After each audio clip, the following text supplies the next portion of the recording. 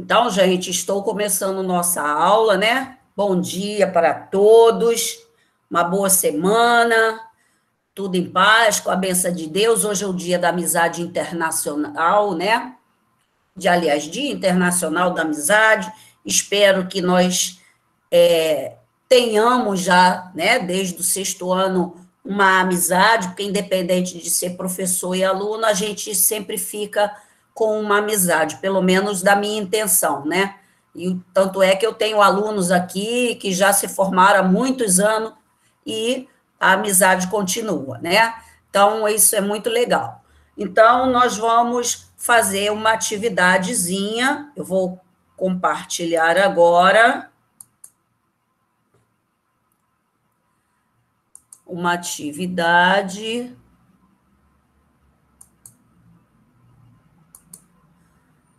Estão visualizando a tela?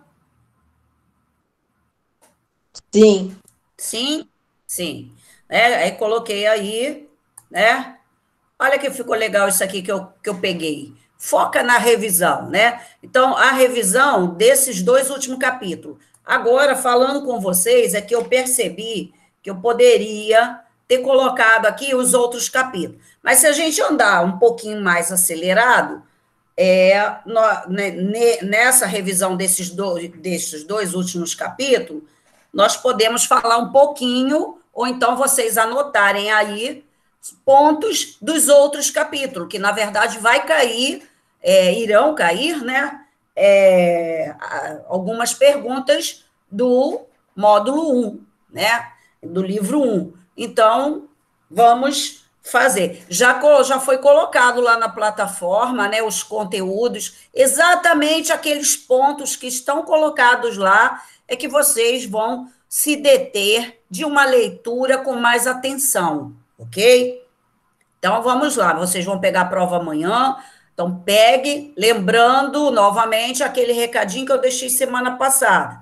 Pegue, leia com calma, né? Vocês vão ter tempo para entregar. Lembre-se que quando você está na sala, a gente faz prova em 1 hora e meia, vamos dizer assim, né? E dá tempo. Então, faça, leia com atenção. Não conseguiu lembrar da questão ou esqueceu um detalhezinho, vá ao livro, faz uma leitura daquela parte que está sendo referida e aí você vai ler novamente a questão, ok? Vamos lá, que eu vou querer notões. Então, vamos lá. Olha só, a princípio é um outro caça-palavras, mas um caça-palavras eu vou deixar essa atividade também na plataforma mais tarde, tá? Mais tarde eu vou colocar hoje, mas sendo que mais tarde. Aí vocês, quem for imprimir, vai procurar os nomes aqui. Aqui está focado nos dois capítulos, tá? Por exemplo, ó, aqui a última palavra, ó, renascentistas, né? Tá aqui. Então, a gente tem Miguel de Servente, né? Então, nós temos todas essas palavras, menos, gente, Martim Lutero, porque estava repetido, tá? Então, Martim Lutero, logicamente, vai ter uma vez só, mas aqui embaixo está colocado 2 vezes, esquece uma vez, tá? Então, para a gente começar, aí com seus livros, lá no capítulo da reforma religiosa, abram lá, nesse capítulo, então vai ser página, vamos dizer, 325. Abram lá. 325. Sobre Martim Lutero, quem poderia me falar uma coisa sobre Martim Lutero? Quem poderia me falar? Que lembra das aulas, olhando aí no livro? Uma coisa, tem várias coisas que a gente pode atribuir a Martinho Lutero. Módulo 2, Rafael, página 325. Ele criticava a corrupção dentro da Igreja Católica? Isso, muito bem, Júlia. Ele criticava a corrupção, né, a venda das, qual é a palavrinha? Indulgências.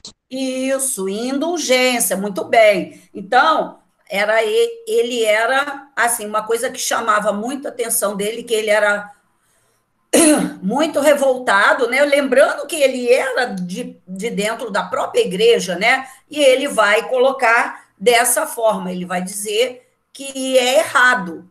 Agora, por que que ele descobre que isso estava errado? Alguém lembra?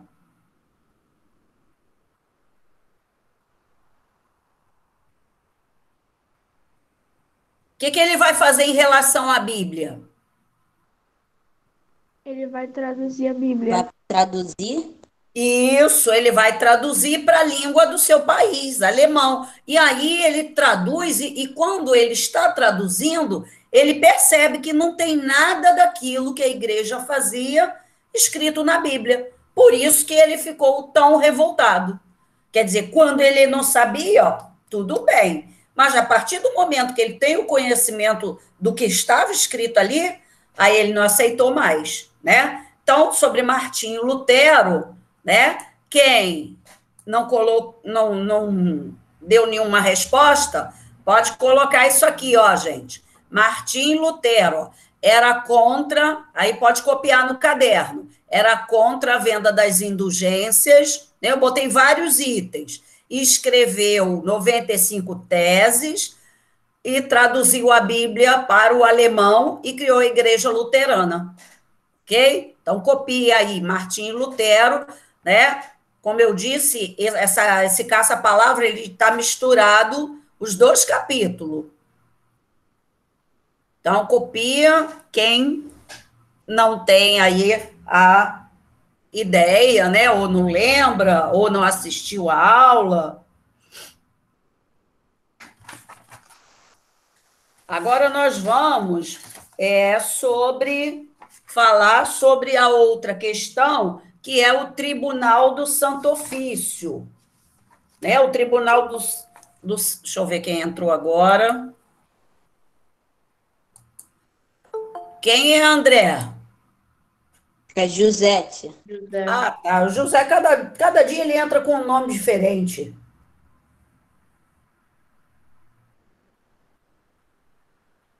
José Augusto? Tiago? Isso. Bom dia, José e Tiago. Pega o livro 2, um caderno também para anotar. Bom dia, Claudete, tudo bem com a senhora? Bom dia, Tudo bem, graças a Deus. Estamos ainda reforçando os capítulos aí do caderno 2. Vamos ver se dá tempo da gente falar um pouquinho do 1 também. Então, o Tribunal do Santo Ofício, né, que está aqui, né, é a segunda termozinho na listagem aqui, o Tribunal do Santo Ofício vai ser o quê? Ele era o quê? Que tipo de tribunal era esse? Alguém lembra?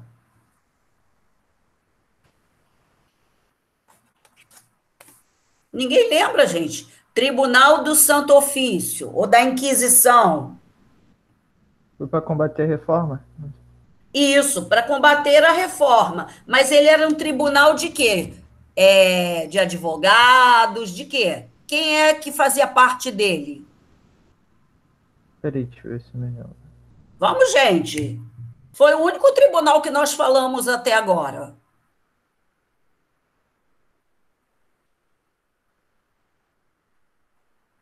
Ninguém vai salvar, gente?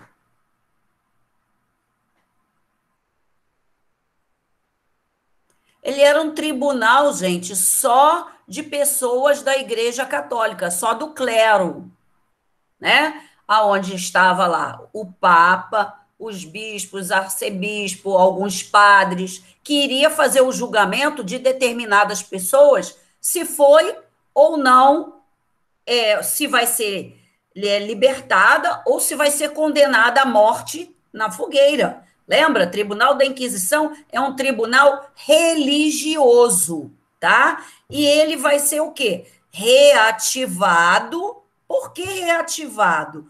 Porque no período medieval ele era atuante, quer dizer, ele existia sendo sempre consultado, né, no período medieval. Aí, quando surge esse período do Renascimento, ele fica um pouco sem ter nenhum tipo de reunião. Então, ele vai voltar a ter a força que tinha a partir dessas reformas religiosas. Tá, gente? Eu estou falando, gostaria que vocês também depois falassem comigo. Então, ele vai ser encarregado de combater a reforma religiosa, né? A reforma que é o quê? Mudanças religiosas, ok? Tudo bem? Todo mundo lembrou? Ficou agora mais claro para lembrar do Tribunal do Santo Ofício ou Tribunal da Inquisição? Também é a mesma coisa, ok? Tanto do Santo Ofício como a Inquisição. Aí depois nós temos. É para copiar isso no caderno? É bom, né? É bom. Se você não conseguir copiar, gente, vamos fazer o seguinte: eu vou colocar isso aí lá na plataforma. Aí depois vocês copiam com calma. Pode ser? Sim. Tá? Pode ser. Eu acho que fica melhor para vocês. A gente só deter a atenção, questionar, tirar sua dúvida, ou não se lembrou desse fato, aí fica mais fácil. E aí eu vou colocar hoje, lá na plataforma, todos esses que, tipo, isso aqui que eu coloquei aqui, eu vou colocar lá. Fica melhor, né? Vocês aí não ficam tão preocupados em copiar. Eu gostaria mais que tivesse mais atenção e a participação, né? Uma outra palavrinha, renascentista. Até falei que está aqui no finalzinho. Renascentista. Deixa eu ver quem entrou. Breno.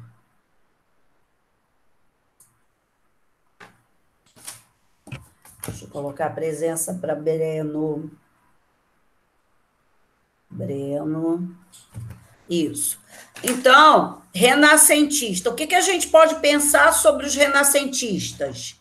Quem eram os renascentistas? Vamos lembrar, tinha universidades nesse período? Não. Não? Tinha. Desde o período medieval já tinha. Pouquíssimas, né? Claro que haviam regiões que não tinham. Então, os renascentistas são aquelas pessoas que vão, vamos dizer, vou colocar, Rafael, os renascentistas são aquelas pessoas que, aliás, que principalmente estavam dentro das universidades e começaram a fazer experiência, analisar os fatos. Então, dentro das universidades é que eles passaram a fazer experiência e a comprovar aquilo que eles falavam. Não era só bastar de falar, olha só, o Miguel de Cervantes descobriu como é que o pulmão funciona dentro do corpo. Mas ele tem que provar como é que ele chegou a essa conclusão. Então, os renascentistas, nós temos aqui, vamos lá, aqui, ó, europeus desse período que acreditavam viver uma época de renovação, de renascimento intelectual, inspirada na cultura greco-romana. Né? Então, nós temos isso aí. Quem quiser também, gente, se não der tempo de copiar, como eu disse que vou pôr na plataforma, pode tirar uma foto aí também do slide. Sobe um pouquinho, tia. Aí. Isso.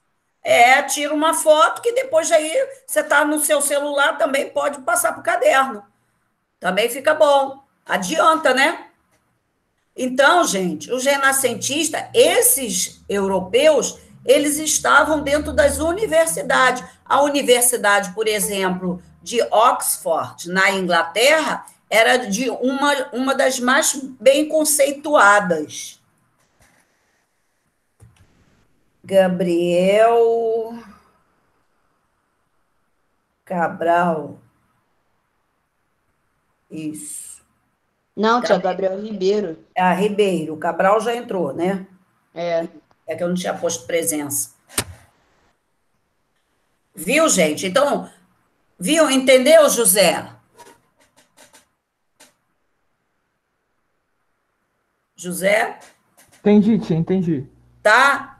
No período medieval já tinha algumas universidades que se dedicavam à medicina, a direito, né? Mas ainda num processo muito lento. Mas a partir do momento que as pessoas começam a ter interesse nas experiências, né, nos cálculos, aí sim eles têm descobrem como fazer aquilo e mostrar como é o funcionamento de fato, baseado na experiência que ele fez. Então, a experiência é um fato muito grande. Lembra que eu falei já em aulas passadas que a igreja simplesmente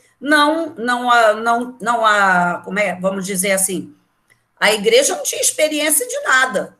Ela não fazia experiência de nada. Ela pegava uma informação do período bem antigo e continuava com aquela informação. Lembra que nós vimos aí sobre, que eu falei que eles não tinham conhecimento sobre as doenças, cortavam, deixava a pessoa sair o sangue, que dizia que o sangue estava ruim, né? Então, eles não tinham experiência das doenças, como que elas se manifestavam, o que causava, né? Então, temos aqui na outra palavrinha, nós temos, ó, mecenas. Quem lembra o que são os mecenas? Mecenas é lá no Renascimento. São aqueles São os que. burgueses que financiavam as obras renascentistas. Isso, muito bem. Então, são os burgueses que vão né, banqueiros, aquelas pessoas que não tinham nenhum prestígio e que eles vão financiar. Eu coloquei aqui, ó, mercadores e banqueiros, porque eles são os burgueses que formavam a elite, tá? Quem quiser pode escrever aqui, ó. Mercadores e burgueses, pode botar um parênteses aqui e escrever burgueses, que formavam a elite humanista, entusiasmados, patrocinavam as pessoas de talento, né? Isso aí, muito bom. Então, hoje eles têm o nome de empresário e não de mecenas, né? Agora, esse nome aí, realmente, gente, para vocês, eu não mencionei, né? Só rapidinho, né? Tá aqui, ó. O Wycliffe, mas vocês podem achar ele aqui. Então, o que eu coloquei aqui sobre o Wycliffe? Eu falei sobre John Hus, lá no Renascimento, ou na Reforma Religiosa, quando nós começamos a falar de Martim Lutero, eu citei John Hus.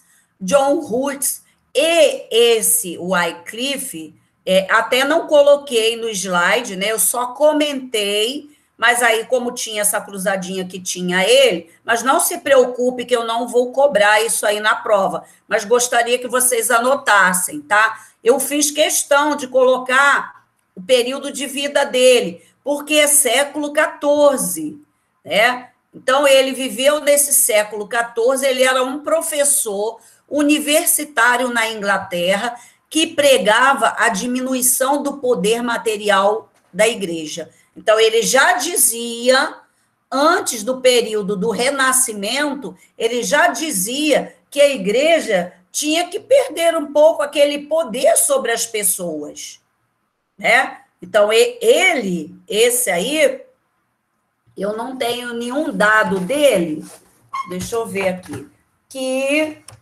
vamos dizer, que ele tenha sido queimado, condenado pelo Tribunal do Santo Ofício. Deixa eu ver aqui. Enquanto isso, vocês copiem. Acredito que não tenha isso, não. Jacodete, Oi? Lucas Felipe não vai poder assistir a aula de hoje, não. Tá bom. Tá doente? Não, é que ele tá sem internet e a mãe dele tá com um paciente internado lá no hospital. Tá bom. Tá bom. Depois ele assiste a aula de novo. Vou ver aqui. Achei.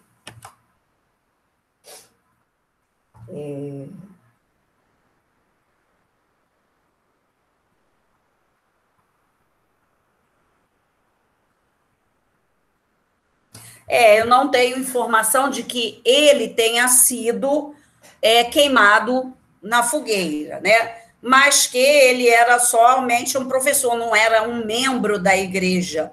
Então, ele vai ser, assim, até perseguido pelo Tribunal do Santo Ofício, né? Para parar de falar sobre a Igreja Católica. Mas ele não chega a ser condenado pelo Tribunal do Santo Ofício. Aqui, João Calvino. Quem pode me dizer sobre João Calvino? João Calvino acreditava na predestinação. Isso. Acreditava que as pessoas já nasciam predestinadas, quer dizer, com o destino traçado por Deus. Ao nascer, Deus já tinha reservado o caminho da vida dele, vamos dizer assim, né? Aí ele era um monge da Igreja Católica, né? E aí ele vai criar a sua própria igreja, né? Após isso. Tem alguém ainda copiando? Ou Acho que não, tia. não, né? Eu estou dizendo que vou colocar lá na plataforma, aí depois vocês copiam. Mas é para depois ir lá mesmo copiar, tá? Que é uma maneira de estudar. Bom, então vamos continuar. Valorizada, né? Aqui somente uma palavra, valorizada. O que a gente poderia se referir a ter um certo valor? Dentro desses 2 capítulos aí, o que passou a ser valorizado? A opinião dos outros. A opinião das pessoas, né? As pessoas passaram a ter razão, né? Eu até coloquei aqui, ó, também, ó, a cultura greco-romana, né? Que voltou a ser valorizada. Então, quer dizer, o Renascimento ele vem da busca das características daquele período antigo, né? Agora a gente tem um outro nomezinho aqui que é Nicolau Copérnico. Alguém lembra da descoberta de Nicolau Copérnico? A teoria do heliocentrismo? Isso, a teoria do heliocentrismo. O que dizia essa teoria? Que o Sol era do centro E o do Sol era o centro do universo. Isso, muito bem, beleza, podem dizer, tá? Tudo bem, mesmo que uma pessoa já tiver falado, pode falar. Então, ele dizia o quê? Que o Sol era o centro do universo. Aí vocês imaginam, aí Gabriel Brandão, deixa eu colocar aqui. Eles eram geocentristas antes disso, né? Acreditavam que a Terra era do lugar. Isso mesmo, José. José, aí é que vem, a partir de grandes informações que surgem nas universidades, eles vão colocar sobre isso, né? Quer dizer, como é que Nicolau Copérnico chegou a isso? Né? Porque ele ficou muito tempo fazendo observação, anotações, e chega a essa conclusão, devido aos movimentos da Terra, né?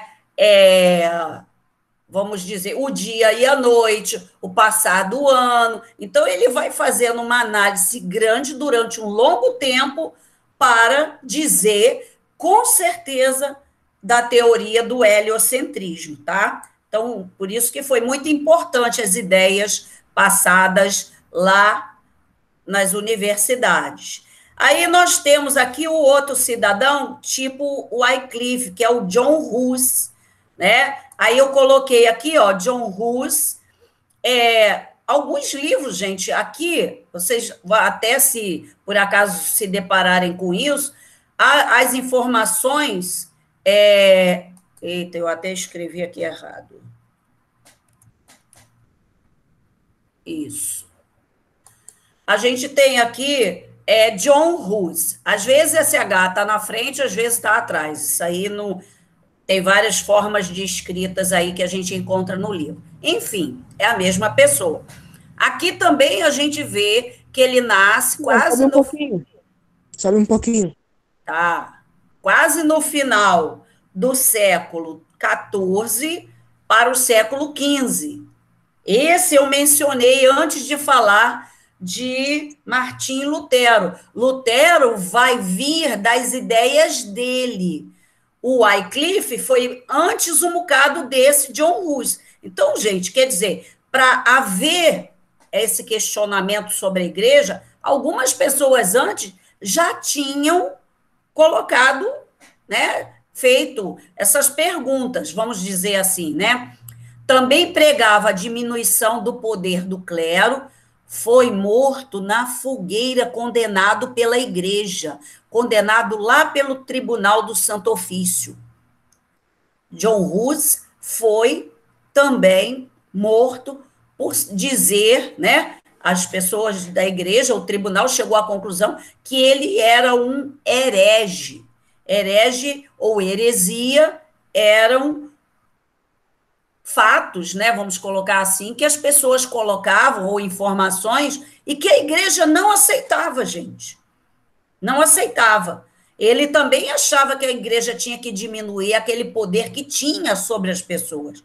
Aí imagina, né? A igreja vai ser muito forte ainda nesse período, ok? Então, aqui só mais atrito de aumentar um pouquinho o conhecimento de vocês, tá? Aí nós temos o humanismo, né? O humanismo queria dizer o quê? O humanismo é uma característica do Renascimento, né? Vamos ver o humanismo. Tem lá na página 294. O que seria os humanistas?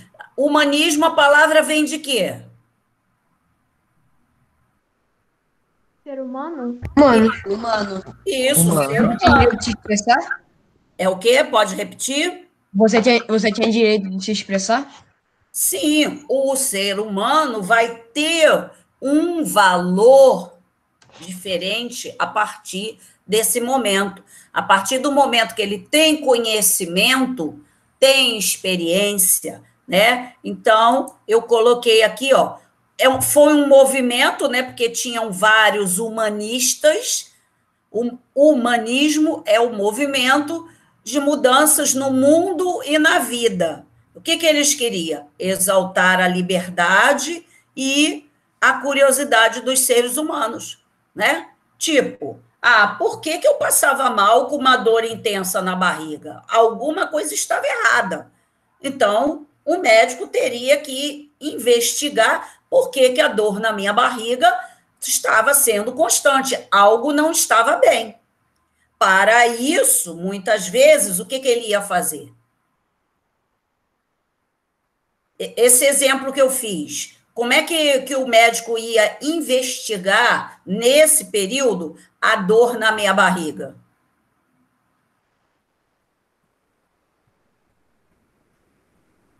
Hein, gente? Ele ia fazer uma cirurgia, porque não tinha exames tão, né, técnicos como nós temos hoje, mas ele iria abrir e averiguar o que estava acontecendo lá dentro, ok? Então, isso era a curiosidade, era a liberdade de fazer esse ato. Ok, gente? Ok. Ok, puxa vida, quase ninguém fala. Aí nós temos religiosas. Qual foi o título do capítulo que nós... religiosas. Isso. Então, está se referindo a reformas que foram religiosas, né? Eu coloquei reformas que aconteceram na Europa e influenciaram vários países, né? Afinal de contas, ela começou na Itália, né? Vamos dizer assim também, junto com o Renascimento, e foi se expandindo para a Alemanha, para a Suíça, e Inglaterra e etc. Tá? Aí aqui nós temos Miguel de Servente. Então, Miguel de Servente, eu coloquei aqui, é teólogo. O que é teólogo? Aquele que estudava Deus, né? Teologia é quando, por exemplo, o padre, hoje, né, quando ele vai se dedicar à sua vida religiosa, ele vai aprender como é Deus na religião, qual é a representação dele, qual é a importância dele, né? Então, ele vai fazer estudos sobre Deus. Então, Tel é Deus. Então, ele vai estudar teologia, né?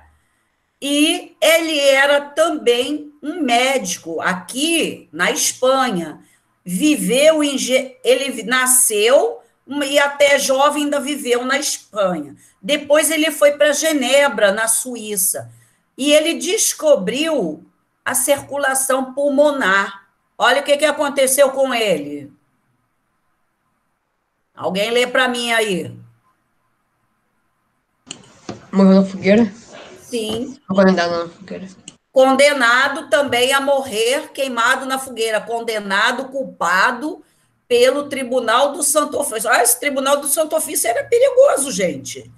Então, veja que ele também não vai ser aceito quando ele vai comprovar como é que o pulmão funciona dentro do corpo, né? Que o sangue também passa pelo pulmão, como é que o ar entra dentro do pulmão, como é que ele sai. Então, isso a igreja não aceitou. Isso era saber muito. O saber demais, ou saber a mais que a igreja, gente, seria esse o correto, a igreja não aceitava ninguém que tivesse maior conhecimento do que ela. Né? Um fato que ia ajudar a todo mundo, né? A pessoa descobrir um problema pulmonar e iria salvar a vida dela, não é verdade? Então, ele também vai ser condenado à fogueira, né? Aí temos o cidadão aqui, Henrique VIII. Ele era o quê? Ele era padre? Ele era Inglaterra. Isso, o rei da Inglaterra. E por que ele se desentendeu com a Igreja Católica? Por causa do casamento, que ele queria se divorciar. Ele queria se casar de novo e a Igreja Católica não queria fazer. Isso aí. Então, ele queria o divórcio, a igreja não dava, então ele era rei, simplesmente, ele escreve aquele documento, né, ato de supremacia, e aí ele se separa da Igreja Católica, né? Aí eu coloquei aqui, ó, rei da Inglaterra, criador da Igreja Anglicana, nessa igreja os divorciados podem se casar, né? Agora vamos ver a outra palavra. Racionalismo. Pensa na palavra racionalismo. O que vocês acham que se refere a racionalismo? A gente teve o humanismo renascentista e a gente tem racionalismo. A palavra em si, ela lembra o quê? Racionalidade. Racionalidade, raciocinar, né? Então, ela lembra, é uma característica também do Renascimento, tanto o humanismo como o racionalismo.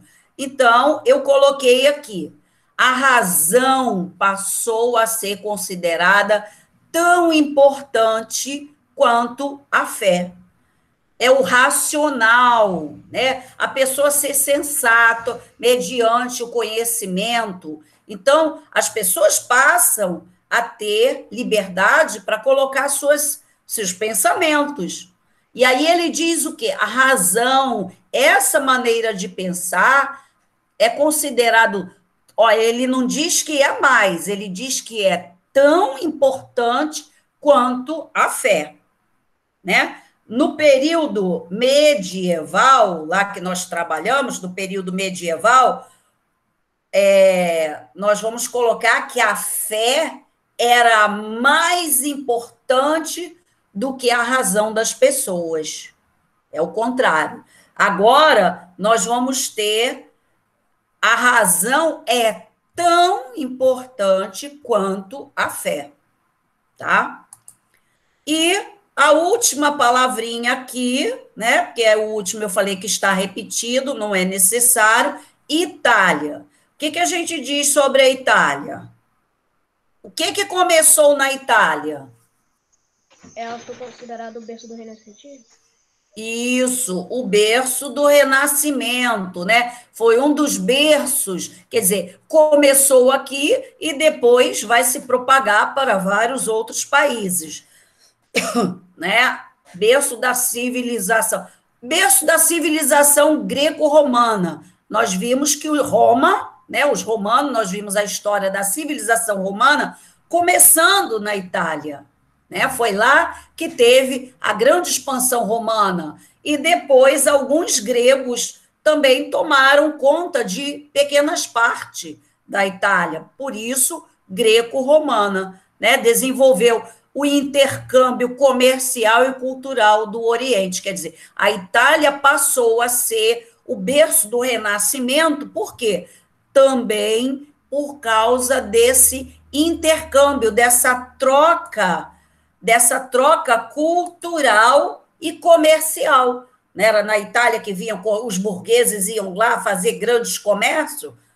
Devido a isso, né, nós temos o crescimento aí do Renascimento. Bom, gente, dessa parte, né, coloquei aqui um pensamento, achei muito legal. Acabou a aula? Não, aguenta aí, né? Mas só para a gente ler aqui, ó, vai dar tudo certo. Tenha essa frase em mente e faça dela um mantra diário, né? Você colocar isso na sua cabeça, todo dia de manhã você falar sobre isso, vai dar tudo certo. Sonhe alto, pense positivamente. Você já está próximo daquilo que tanto deseja. A vida te deu mais um presente, o hoje, e tudo dará certo, né? Principalmente, gente, na situação que nós estamos vivendo. O hoje é um presente. E se a gente se esforçar, vai dar tudo certo, ok? Bom, e aí, ainda continuando a revisão, agora a gente vai pegar o caderno 1. Oi? A senhora pode fazer um favor? A senhora pode passar a matéria toda de novo? Não a senhora falar, só passar com o slide, com a parte que a senhora está compartilhando, só para eu tirar uma foto aqui no meu celular, por favor. Essa? Todas? Não, tio, todas. Ah, tá. Então vai lá. Aí, a primeira. Um segundo que estão me ligando aqui, um segundo. Ah, que segura, você está na aula, rapaz. Vai atender celular agora, não? Ó. Que coisa esse José, né, não? Olha só. Gente, pega o caderno 1. Agora a gente vai focar um pouquinho lá para a gente dar um parecer lá do caderno 1. Caderno 1. Vamos na página caderno 1, página 284. 80, tia? É, no caderno 1. Tá, tô vendo aqui. Tá vendo? Bom, aí nessa página nós temos o que a gente pode observar aí? Nós temos 3 imagens. O que essas imagens falam? O que você pode dizer sobre essas imagens? A bolsa. Voltei, tia. Espera aí, João. Antes de acabar a aula, eu te mostro. Agora aguenta um pouquinho aí. Agora é no caderno 1, página 284. Tá bom, obrigado. Vamos lá. O que nós temos aí na imagem, gente? Olha só. Temos uma imagem aqui, temos outra aqui e outra aqui. Isso quer se referir a quê?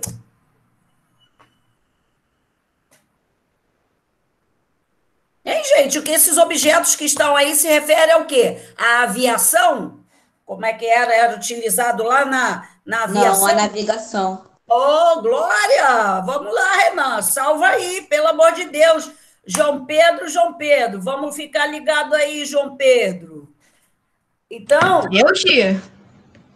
vamos ficar ligados. Vocês não estão olhando no livro para responder? Ah, eu Olha peguei aí. meu livro agora. Você falou caderno 1, fiquei na dúvida. Então, a gente tem aqui objetos que vão ajudar a navegação. Vamos lembrar que isso era a tecnologia da época, né? Então, a gente tem aqui, ó, a bússola aqui. Aqui em cima a gente tem o astrolábio, né? O astrolábio, que vai ser um instrumento utilizado também na navegação, e a gente tem o avanço dos desenhos fazendo os mapas. Então, esses objetos, né, são objetos que iriam ajudar nas grandes navegações. Esse primeiro capítulo do módulo 2, nós vimos aí sobre a era da modernidade, nós vimos sobre as navegações, né? Então, é isso que nós estamos revendo. E aí também podemos falar... Desculpa, estou me baseando nos pontos do que foi colocado lá para vocês estudarem na prova. Aí depois vem o capítulo 2. Desculpa, antes disso, lá na página 279. Abram lá. 279. Aí, nessa página, nós estamos falando sobre a expansão marítima europeia, né? Nós falamos sobre as navegações, como é que elas aconteceram, né? E aí, a gente tem 1, 2, 3, 4, 5 itens fazendo referência a essas navegações. A gente tem aí, esse conteúdo nós trabalhamos em sala de aula, né? Não sei se vocês têm marcado aí no livro, no primeiro pontinho vermelho, que começa assim, em 1415, né? Os portugueses conquistaram o importante centro comercial do norte da África, a cidade de Ceuta. Isso aí foi destacado. Quem não destacou, destaque agora. A cidade de Ceuta. Então, Ceuta era, lá no norte da África, foi um dos, vamos dizer assim, das regiões conquistadas pelos portugueses. Então, isso foi bem o primeiro passo, vamos dizer assim, né, desse momento de navegação. Porque eles saíram, deixa eu ver o mapinha que tem aqui, ó. Na outra página, 280, tem um mapa só para eu poder mostrar a vocês. Ó, página 284.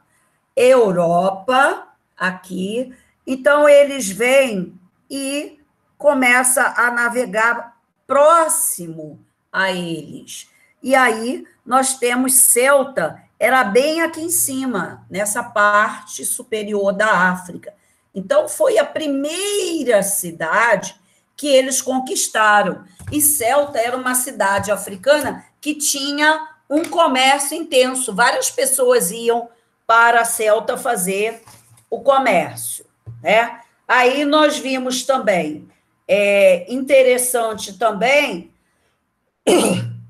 o 1, 2, 3, 4. O quarto pontinho em vermelho, diz assim: os estados europeus buscavam acumular metais preciosos, como ouro e prata, nos séculos XV e XVI. Então, tanto Espanha como Portugal estavam em busca de outras áreas que eles pudessem explorar o ouro e a prata, porque lá na região deles já tinha acabado, e isso era para a confecção das moedas. Então, nós vamos ter aí, né, esse acumular metais, vocês podem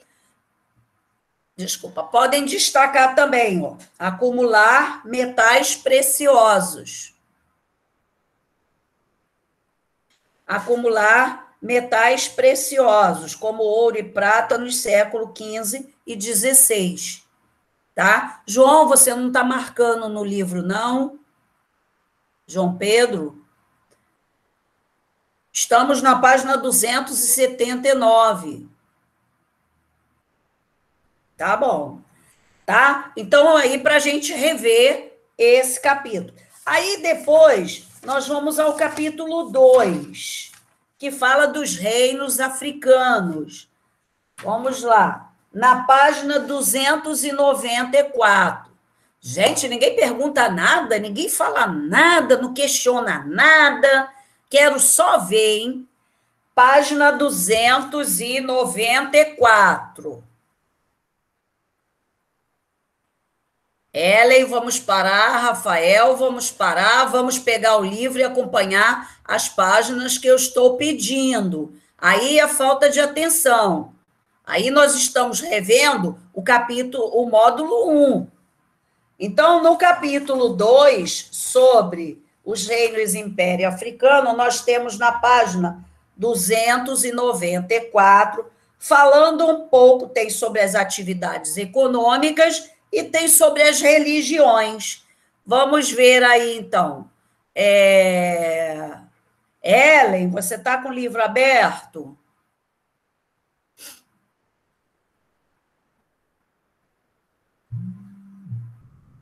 Você está com o microfone? Poderia ler esse pedacinho para mim? Está sem microfone? Tá bom, Ellen. Então, vou pedir, Renan, você pode ler para mim? Qual página, tia? 294? Isso, onde está escrito as religiões. Tá, calma aí. Entre as práticas religiosas na África estavam as religiões tradicionais, o islamismo e o cristianismo. Isso, também podem destacar isso aí. Então, além das práticas religiosas, quer dizer, além de outros cultos religiosos, a maioria dos reinos africanos ou eram islâmicos são o islamismo dos árabes, né? Os árabes iam muito na África comercializar produtos com esses reinos e impérios. É para sublinhar aqui? Oi? É para sublinhar? É. Então, sobre esses reinos e impérios, eles produziam vários produtos. E aí, os árabes, eles iam até lá e negociavam esses produtos. Então, por isso que a gente tem um grande número, até hoje, gente, de países na África, no continente africano, que são islâmicos. Então, nós temos aí uma grande parte, a gente pode colocar quase 70% são islâmicos, os países africanos. Temos também o cristianismo, que é o cristianismo católico. Ah, professora, aquelas igrejas protestantes que surgiram não chegaram até a África. Nesse momento aqui desse conteúdo, ainda não havia chegado. Por isso que é mencionado o islamismo e o cristianismo. Essas igrejas protestantes, elas vão chegar a essas ideias, mas bem depois, né? Quando os europeus já tiverem dominado várias áreas do continente africano, como dominou também o continente da América, né? Nós lembramos aí da chegada dos europeus na América, aonde faz a primeira missa na Bahia, né, em Porto Seguro, para converter os indígenas, os espanhóis também, né? Então, temos essa relação aí. Então, o islamismo e o cristianismo são, nesse período que nós estamos falando no livro, são as duas grandes religiões no continente africano. Ok? Alguém quer fazer alguma pergunta? Está entendido? E o que aconteceu com a religião deles, tia? Então, a religião deles, eles foram, vamos dizer, eram aquelas religiões ainda, vamos dizer assim, voltada para os aspectos da natureza, né? No caso, quando a gente fala em religião do continente africano, muitas pessoas lembram... Claudete, Oi. Claudete, licença. Hackearam o número da minha mãe aqui, eu tô ajudando ela aqui na internet. Tá Porque bom. ela ligou pra polícia e tudo já. Aí eu vou ajudar ela aqui, tá bom? Eu vou ter que sair da aula. Tudo bem, André. Depois você Beijão. verifica. Tá, Tá beijo. bom, beijão, tia, tchau. Tchau. Então, aquelas religiões que eles tinham, eles foram mais aceitando esse convívio com os árabes. Então, eles vão aprendendo com os árabes e vão deixando de acreditar na sua religião antiga e passam a aceitar essa que tem um contato muito grande com os árabes. Agora, quando a gente fala na religião do continente africano, a gente não pensa numa só. O problema é que as pessoas pensam em uma só. O continente africano é enorme, tem 53 países, né? Então, vamos pensar. Tem o candomblé? Tem. É uma religião de matriz africana, né? De alguns reinos, como os iorubás, né? Eles tinham essa prática. E os deuses deles também são voltados até hoje para a natureza. Por exemplo, a Iemanjá é a deusa das águas do mar, né? Vamos dizer, eles têm, parece que, Oxóssi, que é o deus da mata, né? Então, eles têm, até hoje, cada fenômeno da natureza ser um Deus para eles, desde esse período como até. Só que era um número muito reduzido, né? Uns reinos poucos, mas que nós brasileiros tivemos uma relação muito grande. Por quê? Porque esses grupos de seres humanos é que foram trazidos para cá, e com eles trouxeram a religião dele, tá? Então, se tivessem chegado aqui no Brasil negros que eram de países que tinham como religião o islamismo, nós teríamos uma influência muito maior do islamismo também. Entendeu, Renan? Entendi, tia. Tá? Tia, Qualquer coisa pode pode nada? perguntar. É isso mesmo, né? Então, a gente tem esse momento aí. Acabou, gente, a aula já? Puxa vida, né? Que coisa chata. Olha só, aí só mais um minutinho só para a gente rever. Então, a gente tem focado aí também sobre Gana, sobre os astecas, maias e incas. Eu coloquei aí na provinha só as informações básicas, né? Vocês não terão dificuldade nenhuma de responder a frase. Como eu disse, a primeira é um texto que fala sobre essas navegações. Então, leia com atenção, escreva a prova à caneta, por favor, tá? A caneta, coloque o nome, porque se não tiver nome, eu não vou ter como ficar perguntando de quem é aquela prova. Tá bom, gente?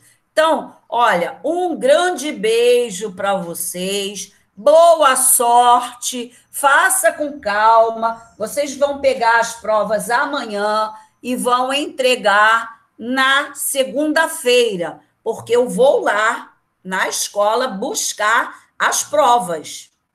Tá, gente? Então, por favor, levem no dia certinho combinado, tá? Agora todo mundo liga a câmera para me dar o tchau ao vivo, né? Chega de eu falar com as bolinhas e o nome de vocês. Tchau, tia. João, tá? Beijo, gente. Cadê? Só o João que tá com a câmera ligada? Cadê o restante? Tia, Júlia Costa saiu por causa. Tchau, tia. Tchau, Pedro Pedro Lucas. Cadê, Rafael? Thiago? Aí. Tchau, Claudete. Tchau, Tchau, gente. tia. Fica com Deus. Aí, Renan. Tchau. Beijo. Cadê o restante? Cadê as meninas? Só os meninos se mostram? Puxa. tia. Tchau. Claudete, eu ia perguntar pra você se só vai cair sobre o reino de Gana e os povos yorubais, porque tava na revisãozinha. Só esses dois. Isso, foca só nesses dois aí. Ah, tá. Obrigada. Tchau. Para facilitar vocês, que esse capítulo ele fala de vários povos, aí eu fiquei só nesses dois aí, tá bom? Tá bom. Tchau. Obrigada. Nada, beijo.